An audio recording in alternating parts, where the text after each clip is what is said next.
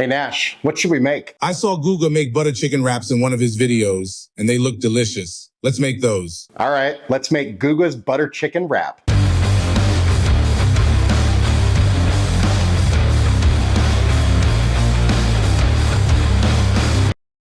Welcome back to Chaos Kitchen, where we like to make dishes that we see people we like make. Does that make any sense? Anyways, Guga's one of our favorites. We love Guga, love it a Guga. And in one of his sandwich and burger videos, he made a butter chicken wrap and it looked freaking delicious. So we're gonna give it a try. Without further ado, let's go.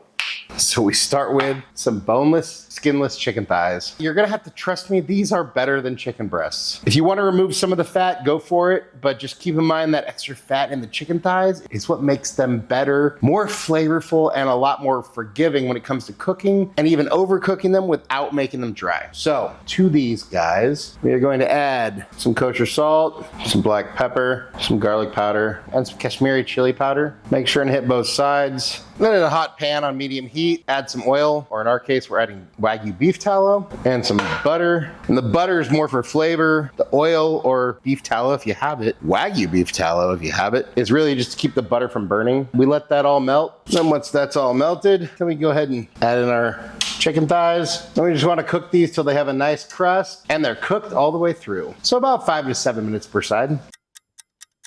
Once you have a nice crust on the bottom side, go ahead and flip them. Then we just let these guys cook until you have a sear on the other side and your chicken is cooked through.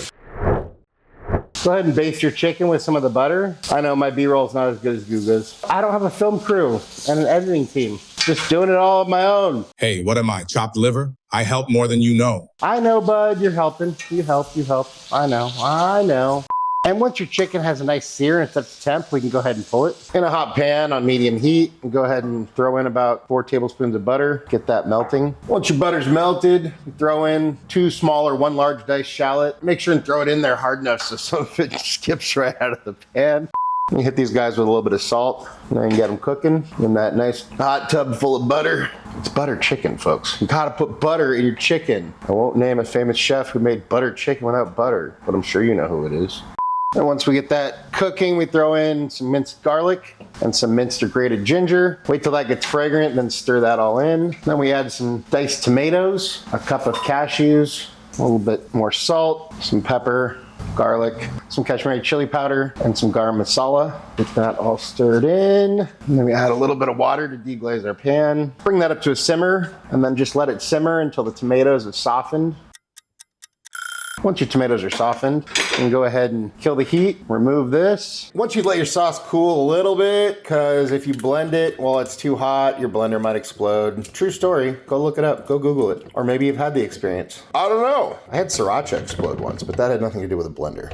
Get that all into some sort of a blender cup. Food processor would probably work if that's what you're dealing with. Make sure everything's tight. Put this guy on the base. Have we blend on high until smooth.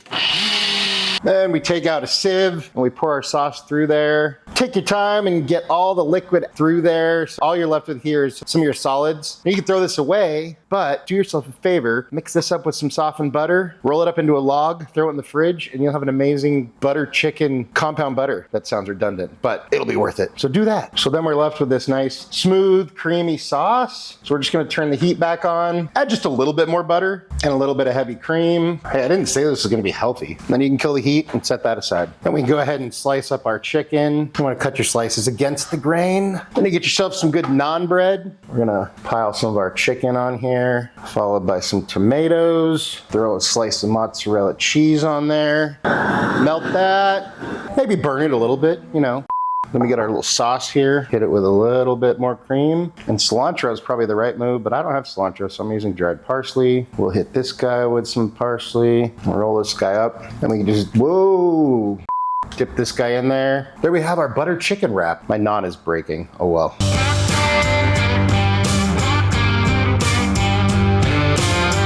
And it's time for a bite. Cheers.